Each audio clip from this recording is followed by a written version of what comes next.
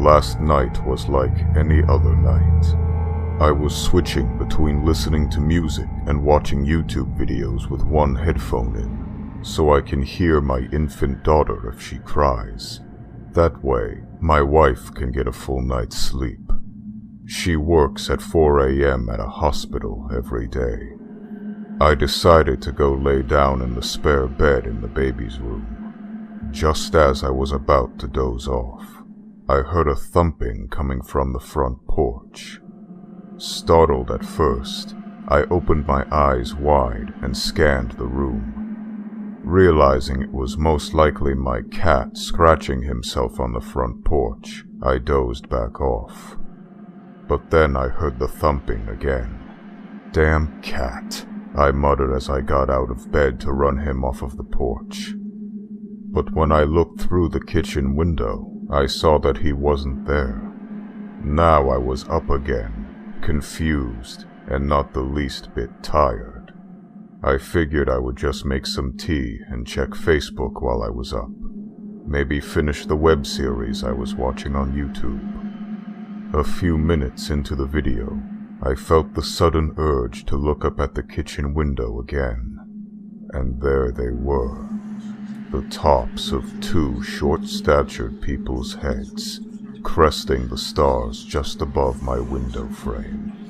The people were just short enough to not see in the window, but I could see out. I heard no footsteps on my porch as my stomach turned. Then they knocked. The knock was a steady, hollow thump. The very same thump I had just blamed on my cat. Deciding it was best not to answer, I shut my laptop and crept back to the baby's room. I assumed it was some of the people from the low-income housing across the road from me that were high or hiding from the cops, or maybe looking for my cousin who stays with me often and has many friends over. The last thing I needed was try to explain to two stoners that I was trying to sleep even though it was 2 a.m. It wasn't until I got to my daughter's room that the creepiness set in. The thump had moved from the kitchen to the bedroom windows. Both windows, a room apart, thumping in perfect time. These stoners were going to wake my daughter if I didn't run them off now. Pissed off, I went out to the kitchen, unlocked and opened the window, ready to kick some little idiot ass. It happened then. Standing there looking up at me were two 10 or 11-year-old boys. The feeling of dread and the smell of mold almost made me vomit. The smaller of the two then spoke. "May we use your telegraph?" I just stared blankly at these boys, horrified of what I then realized. Their eyes were pitch black. He asked again to use my telegraph. There wasn't a sound to be heard. No crickets chirping, no dogs barking, no cars driving by. Nothing. I tried to play it cool and ignore the fact that he didn't say telephone, or phone, or cell, anything that would have made any sense of the situation. I calmly replied, "I don't have service at my house. Sorry." The expressions on their faces turned to rage as I finished my sentence. Swiftly, I shut the window and locked it as quickly as I could, then stumbled back to protect my daughter. I picked her up from her crib and held her close. The fact that she didn't wake up freaked me out the most, but I managed to gather my senses enough to make sure she was still breathing and warm. Everything seemed okay with her. The thumping on the windows was back. I dropped to the floor as close to the wall as I could and held my little girl in my arms and wept like a child.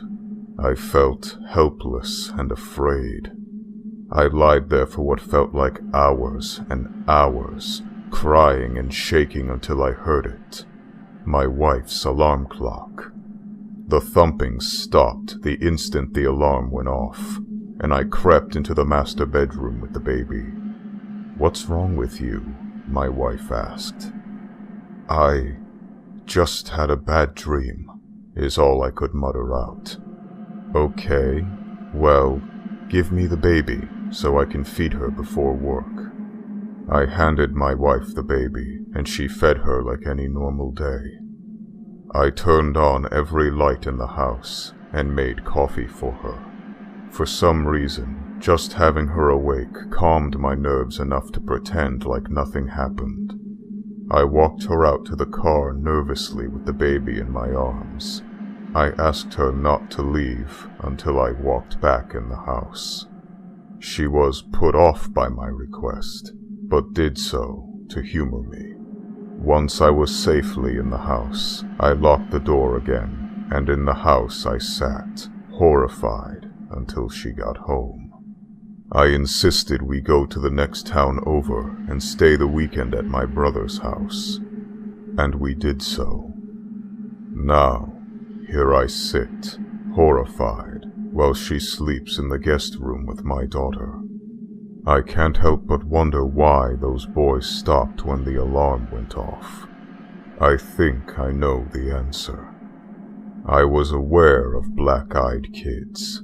Every story I've read about them is from someone who already knew about them. Maybe, just maybe, knowledge of them existing is the only reason they visit. I'm afraid, and I'm sorry.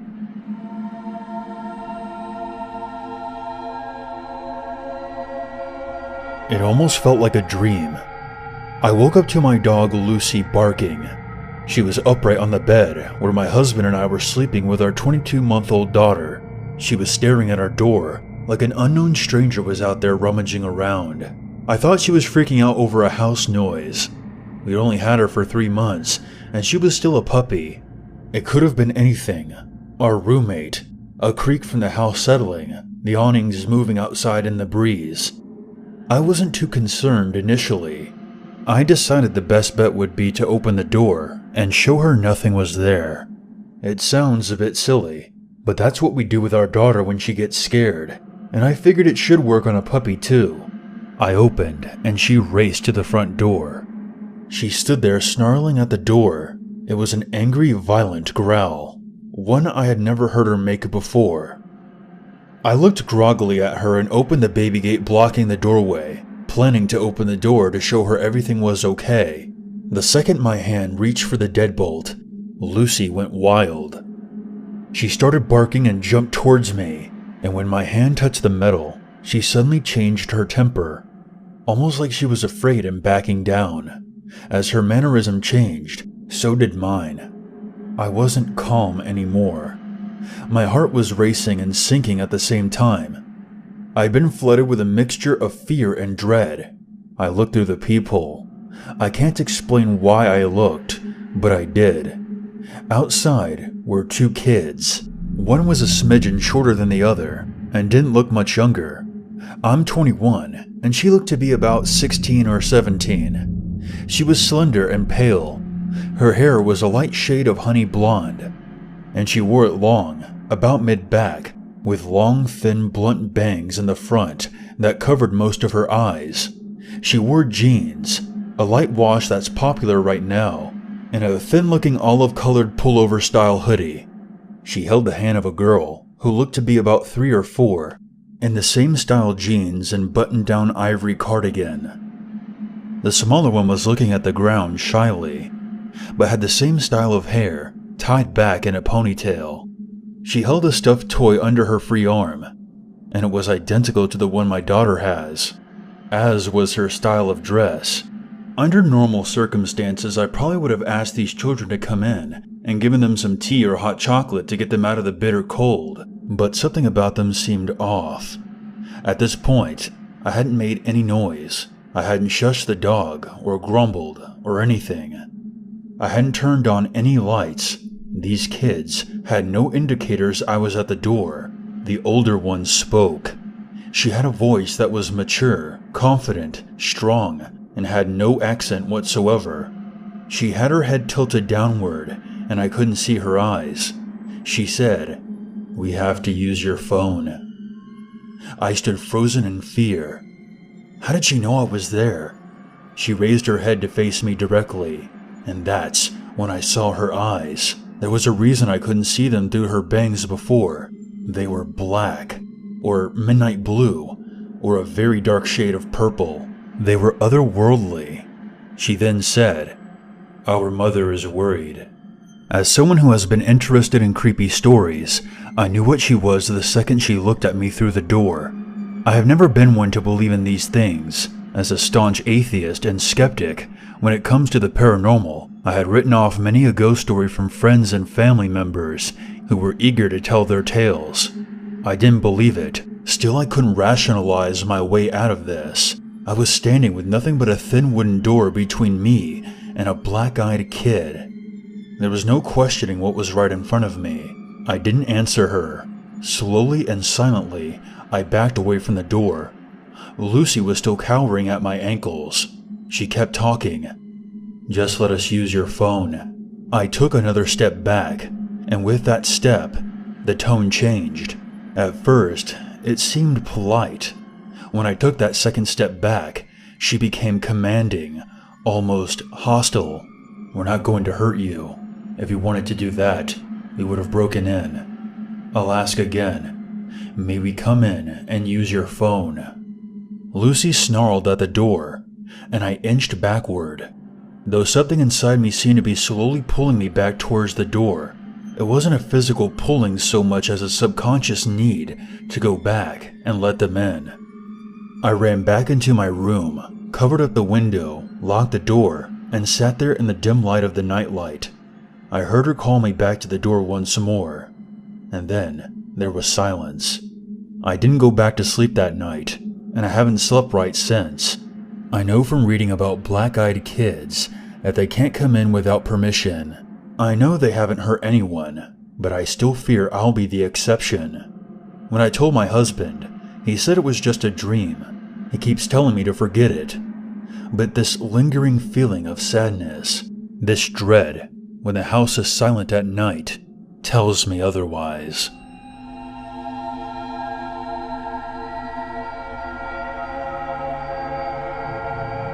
Let me start by saying that I know how hard this is all to believe, but now that things have started to make a turn for the worse, I feel like I should share this story.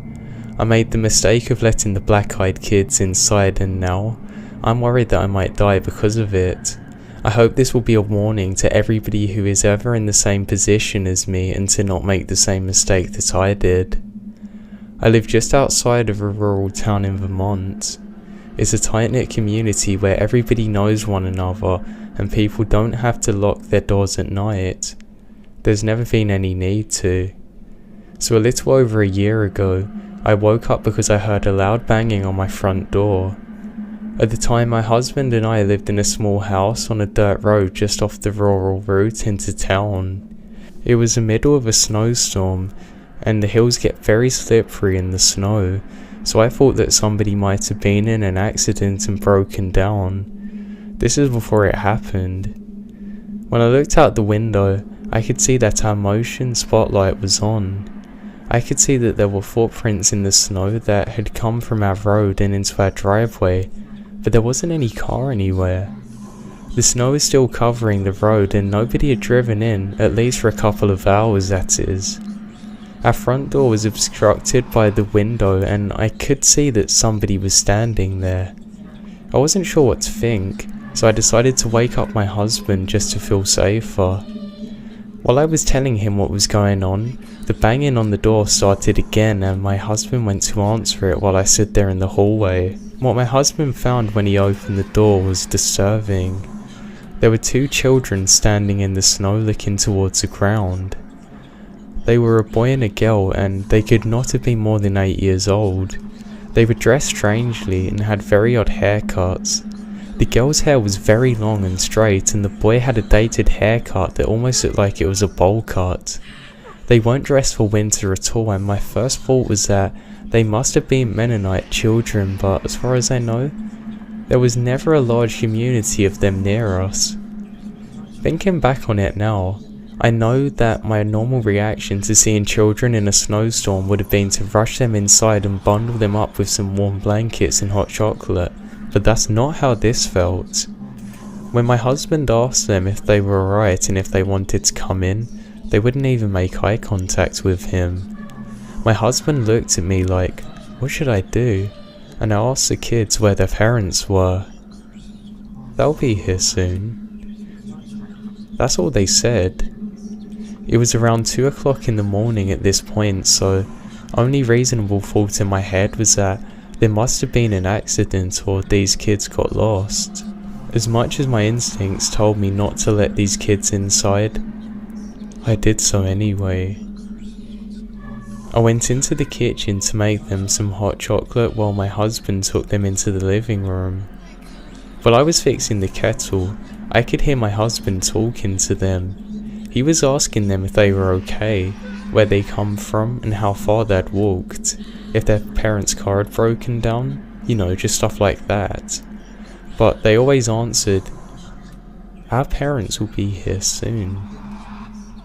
They spoke in almost a sing-songy voice. They weren't afraid to be in a stranger's home at all, which was weird. I started to notice that our cats, we had 4 at the time, were all hiding except Pigeon, who was in the kitchen with me. Now normally, our cats are very curious and friendly, and we have to be careful that they don't run out of the door when we leave. This time, none of them even tried to see who was there, which I thought was very strange. All of the hair on the back of Pigeon's neck was now standing up. When I went down to stroke him, he hissed at me and went to bite me.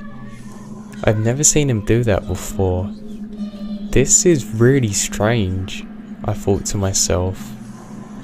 As I then walked back into the living room, the kids were sitting on the couch as still as could be, but my husband was holding his head in his hands.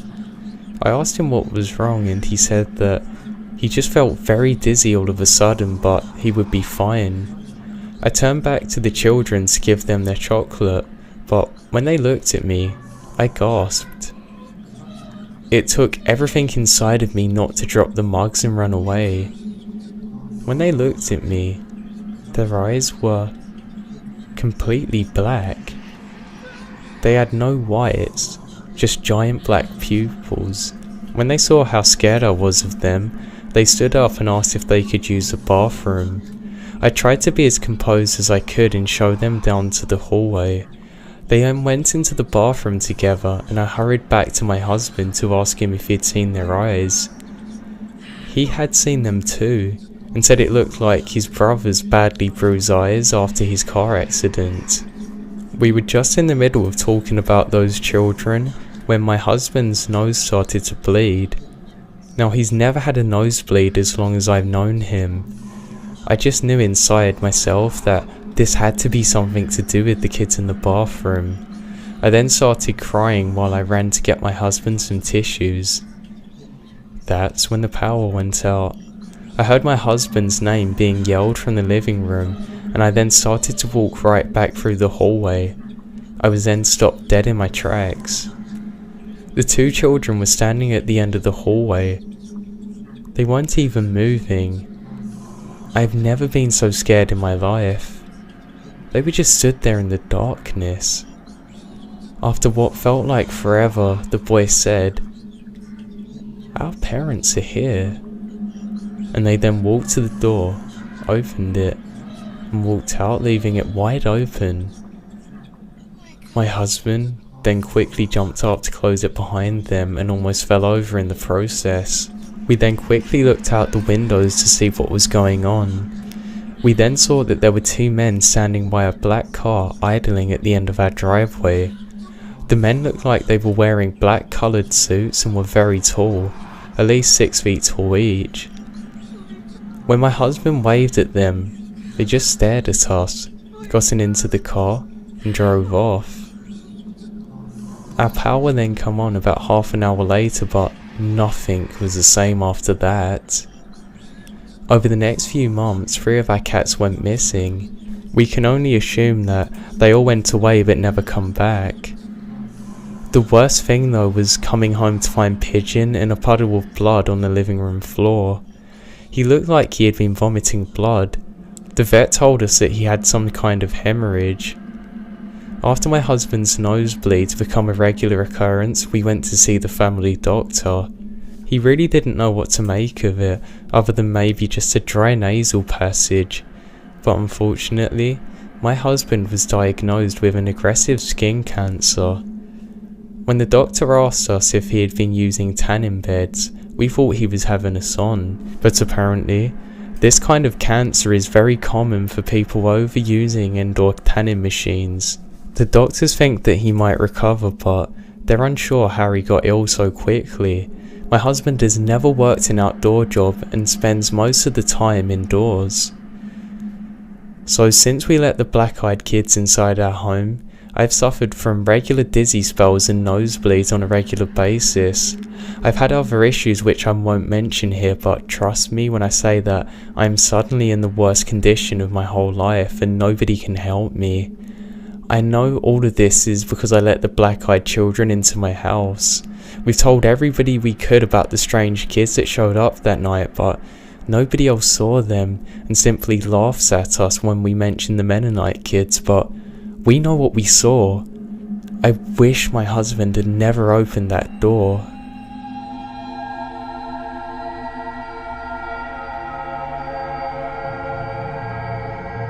On March 17th, 2008, I had my one and only encounter with a black-eyed kid.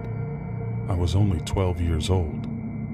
Before that day, I'd never even heard of the mysterious creatures. I was sitting in an old Chevy pickup outside of a hairdressing place, waiting for my mom to get her hair cut. After waiting around for about 15 minutes, I noticed a younger kid walking back and forth along the sidewalk in front of the parked car. At first I thought I recognized him as one of my friends from school, so I banged on the front windshield trying to get his attention. After a few hits, he looked over in my direction. I immediately realized he was no one I knew. At that point I wasn't scared at all, at least not yet. The boy walked over to the side of my car and just stared. The way he peered into the window, I think it was purposefully done to make sure I got a good look at his eyes. Like he was trying to intentionally freak me out. Let me tell you, if you've never seen a black-eyed kid, you have an idea of what to imagine, but no clue how haunting it is up close. Eyes black as the night sky. I heard the faint sound of the boy as he whispered on the other side of the glass, "You must let me in." I locked the car doors and wedged myself down as far as I could into the space below the seats. I didn't pop my head back up until 5 minutes later. He was gone. When my mother got back to the car, she told me a boy with black eyes came into the hairdresser's and spoke with her, insisting that she give him the keys to her car. She refused. Thank God she did.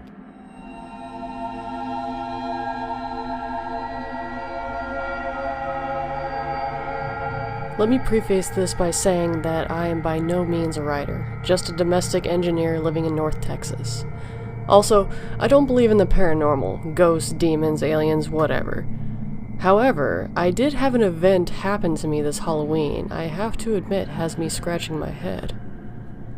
So it had been a slow trick-or-treating night in our neighborhood, which was pretty odd in itself. We usually have kids from different areas dropped off in ours to have a consistent parade at our door. That night I'd say we had no more than 8 or 10 groups of kids come by the entire evening. It was about 9:30 p.m. and my husband and I were sitting in our family room watching some of those ghost shows based on supposedly actual events. Like I said, I don't believe in that stuff, but I do like a good ghost story every now and then, and it was Halloween after all. We hadn't had any activity at the door in over a half an hour, and it was getting late, so we decided to turn the porch light off and let our dog Chloe out of her crate. Chloe is an American bulldog and is very docile. We only put her in her crate because we were afraid that she would try to get out and play with all the kids, and I don't want to have to chase after her down the street. Also, we didn't want her to scare any of the kids off because she would look a little intimidating to the younger kids. So I turned the outside light off and let Chloe out, and she followed me back to the couch to lay down by my feet. It was about 10 p.m. when my husband decided he'd had enough fun for the night and was going to go upstairs, take a shower, and get ready for bed.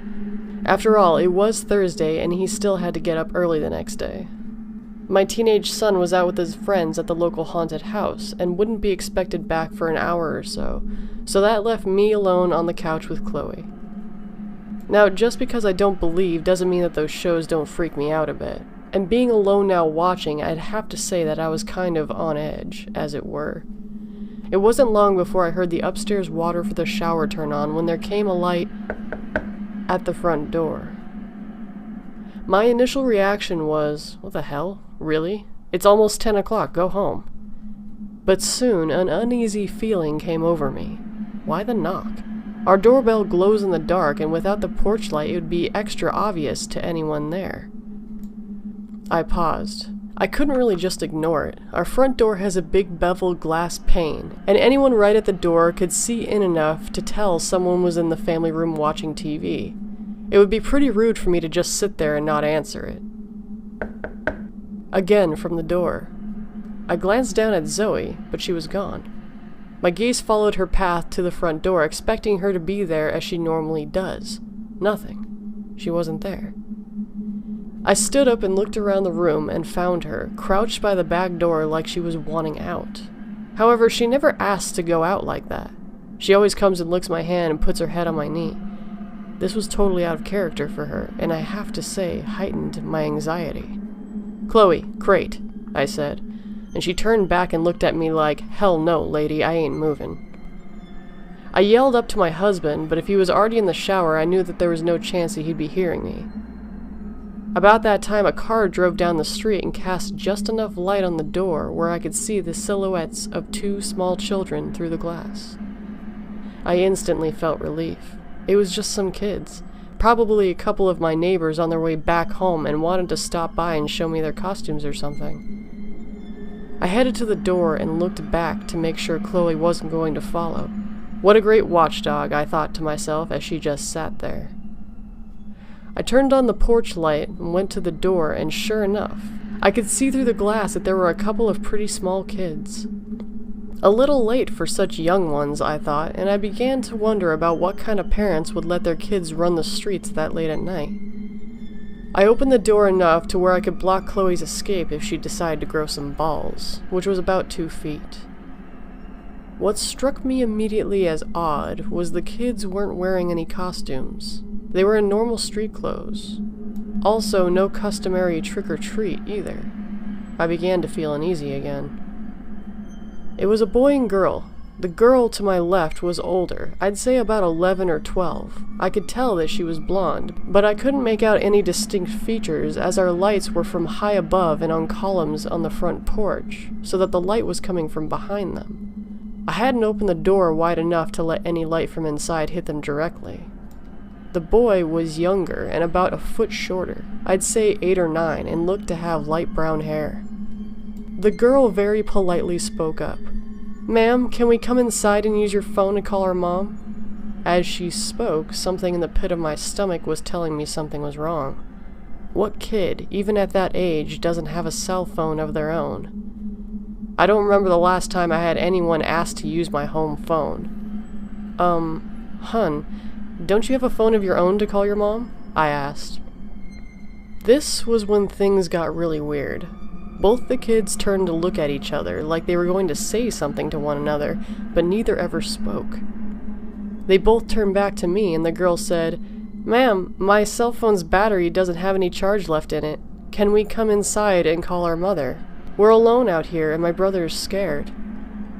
I have to admit there were two competing feelings going on inside me. The first, that of a mother's heart that wanted to help these two small children get to their mom. The other, a sinking fear in my gut that was keeping the other feeling at bay.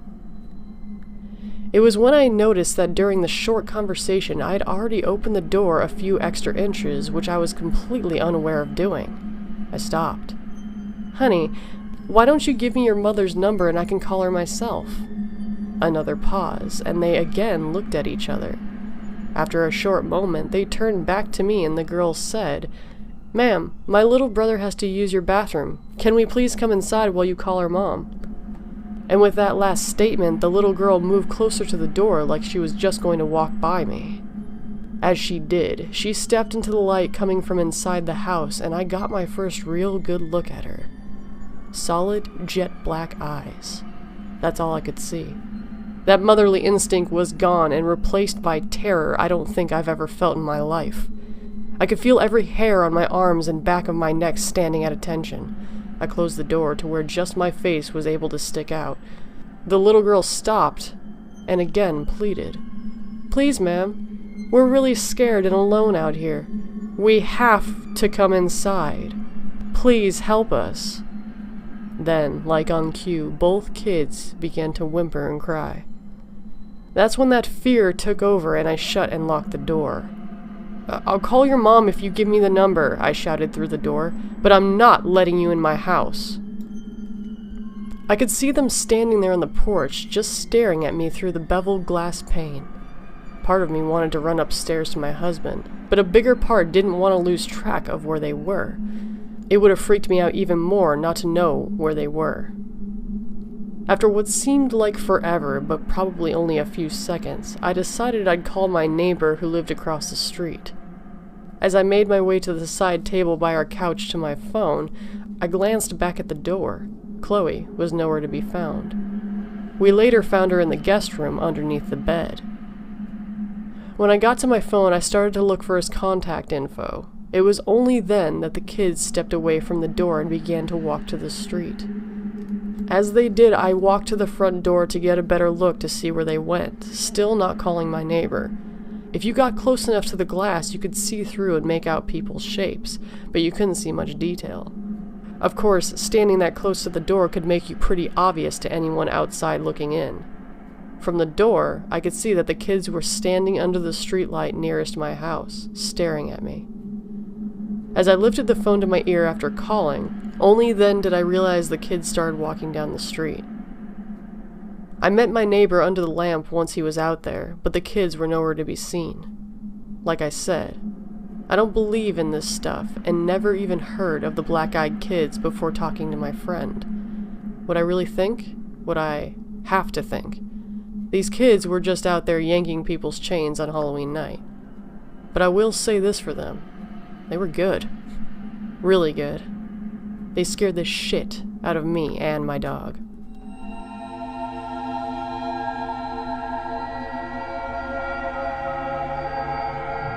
So, this really freaked me out.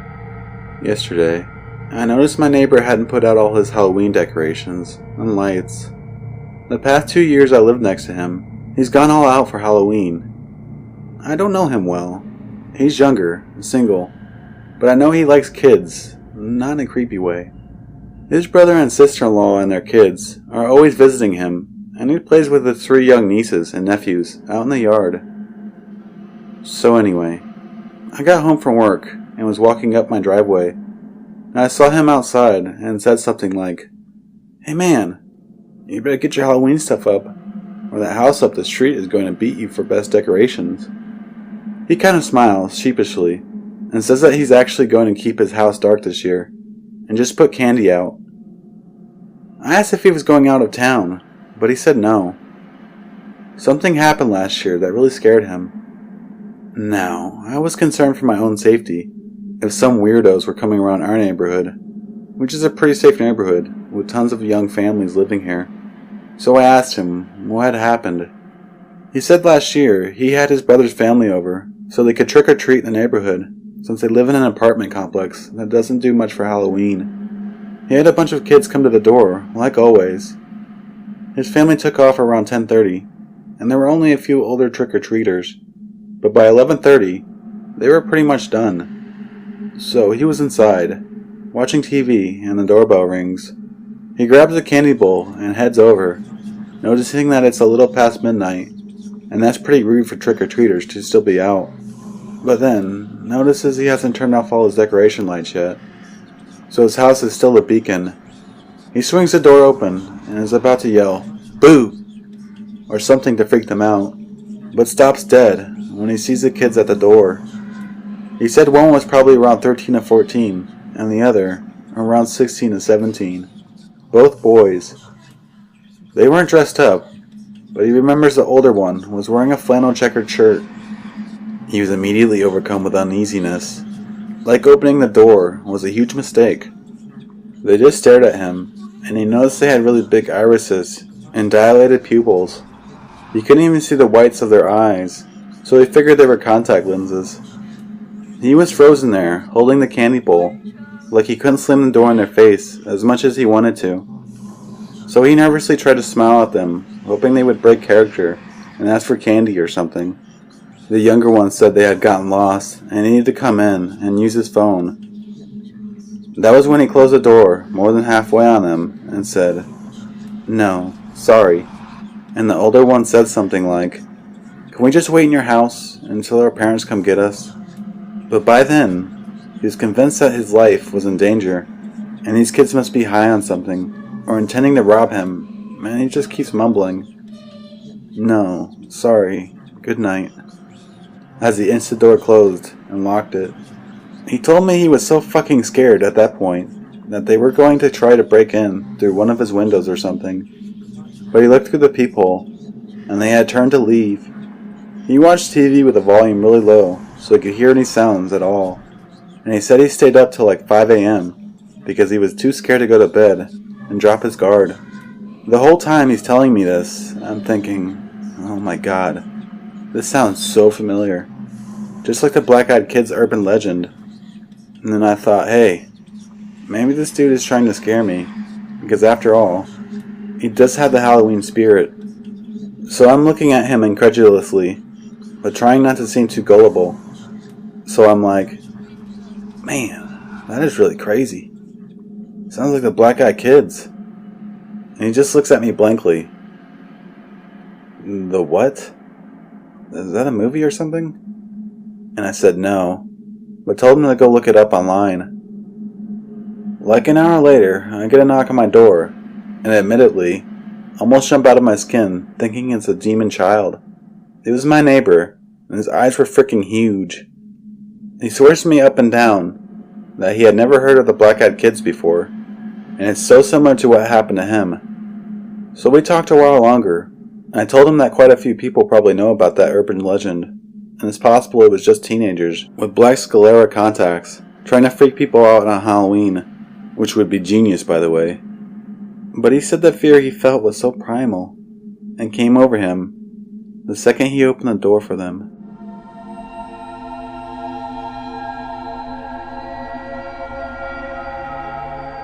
My story begins when I left my mom's house.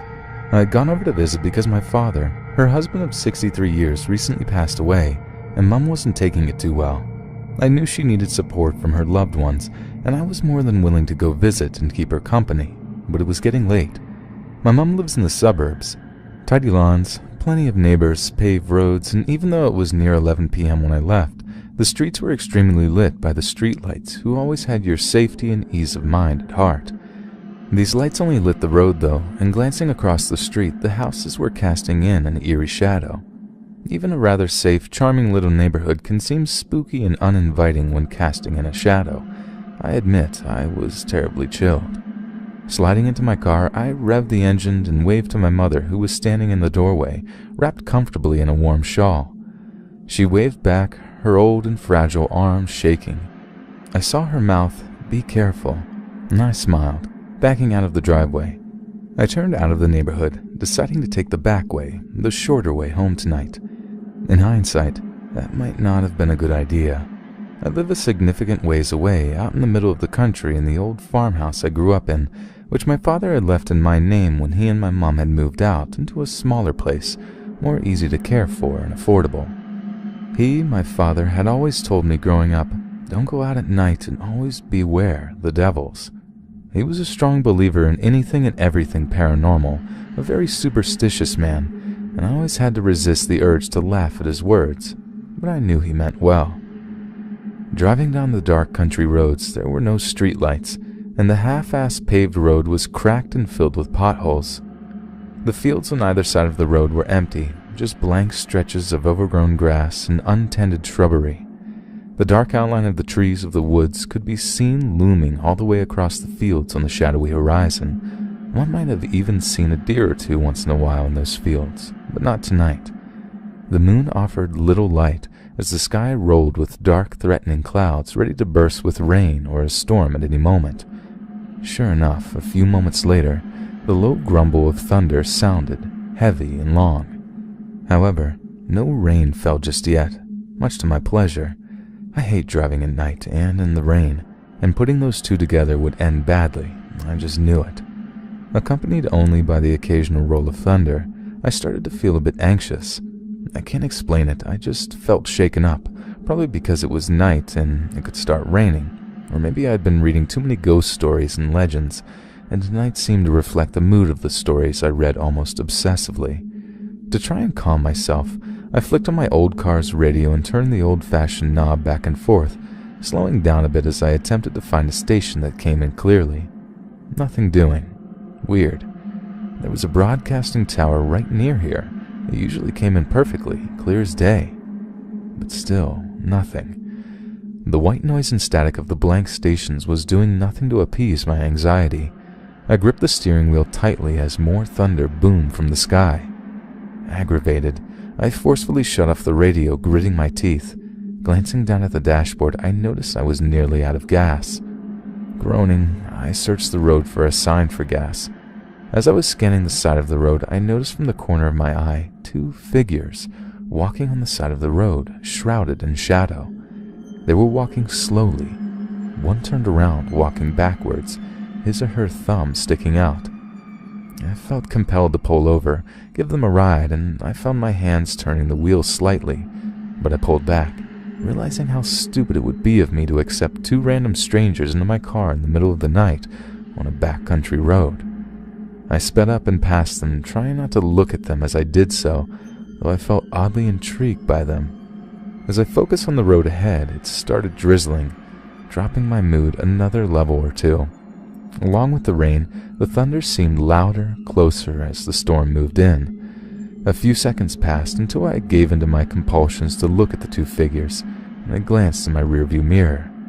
It seemed as if the 2 were walking faster, and the one no longer had his thumb out, but it had to be my imagination. How would I be able to tell if they were walking faster or not?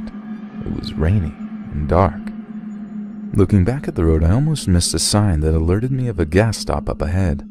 A sigh of relief passed my lips, and I slowed down, looking for any indication of the stop, pushing the thought of the 2 figures from my head. Soon I was pulling into the gas station slowly as the rain started to pick up. The store was closed, but luckily they had a 24-hour gas pump service, and that was good for me, as if they had not, I'd have run out a few more miles down the road. I shut off my car and hesitantly shuffled out of the metal shell and glanced over my shoulder, still not being able to shake that nervous feeling that had manifested inside of me earlier that night. I stood under the light of the overhang trying to figure out how to work the pump, which seemed so overcomplicated in the dim light, and with my mind not being able to focus on this simple task. The rain picked up more, heavier and louder against the concrete of the gas stop as I finally was able to get the pump into my car, forcing my hand to stop its shaking. I had a horrible feeling that my shaking wasn't just because of the bitterly cold air. Suddenly, the overhang lights of the gas station started flickering wildly, a couple going out altogether. It seems as if the temperature dropped 20 degrees in a few seconds as I glanced around, a sinking feeling starting to blossom in my stomach. As if in slow motion, I turned around, facing back towards the long, lonely road, and saw what I expected to see there. But even as much as I knew what I'd see, I still felt the drop of my stomach, the color draining from my face, and I breathed a sharp, cold breath forcefully as it almost caught in my throat. Across the street, the 2 figures were standing, facing me. They started crossing the street slowly but surely, and I fumbled with the gas pump. It had only been a few moments, but it seemed as if the gas pump was taking its precious time. I was shaking hard now, as thunder boomed once more, and I looked back up. The figures were now at the entrance to the gas stop, and my breath was quick and shallow as I blindly shoved the pump back into its holder, not being able to tear my eyes away from the figures. As they drew closer, I became more frantic, even though now as they walked into the flickering light of the overhang, I saw that they were just two teenagers. They looked ragged and frigid and soaked from the rain. I straightened up a bit, still terrified, but another compulsive feeling similar to the one I experienced in the car was bubbling, and I felt obligated to talk to these two, though I insisted to myself to just drive away, not to risk anything. They were extremely close now, at the next pump when I slid into my car, shaking wildly, and fumbled for my keys, cursing myself as I dropped them on the floor. Leaning down, I swept them up and sat back up, a cold, sickening feeling as I came face to face with one of the teens, who had his hand on my window, knocking slowly but forcefully. I rolled down the window a bit, just a bit, no bigger than to allow maybe a small child's hand through. Before I spoke, he spoke first, the other figure standing in the background still, but I could see something of a grin there on her pale face. "Can you give us a ride into town? We missed the bus and don't have a ride." He spoke slow, and something about his voice made me shiver. A cold chill swept down my spine, and I opened my mouth, but no sound came out. Clearing my throat, I glanced at the dashboard and at the keys in my hand. I'm sorry, but I'm not going into town," I stuttered, keeping my eyes down, not at the kids. However, the teenager knocked harsher and made me jump a little as he insisted another time for a ride. I told him no once more and looked up, trying to seem intimidating, which seems silly, trying to seem intimidating to a child, but a horrible, chilling sight greeted me. I looked the kid right in the eyes as I sharply gasped, my back hitting my seat as I backed away. He had eyes. Oh, he did. But they were blacker than night, pitch black. No discernible pupils and no white whatsoever showing. Pure black, deep, brooding, and surprisingly intriguing. But my fear got the better of me, and I quickly turned the key, and my engine revved to life. I thanked God, which I had never ever done before tonight. My car had not stalled and went to pull away, and the kid banged on my window with a pale fist, screaming for a ride. I took off speedily down the road, apologizing to my father again and again. I had laughed at him, never took his warning seriously. After a few more minutes, I pulled into my driveway and right into my lawn in front of my porch. I didn't want to spend any more time outside than I already had, and jumped from the car, leaving the car door open, and ran inside, slamming the door and locking it, even going as far as to put a chair in front of the door in case someone or something tried to get in. Sinking into the chair of the front of the door, I shivered uncontrollably and started to cry, hiding my face in my hands, as two dark figures stood at the end of my driveway.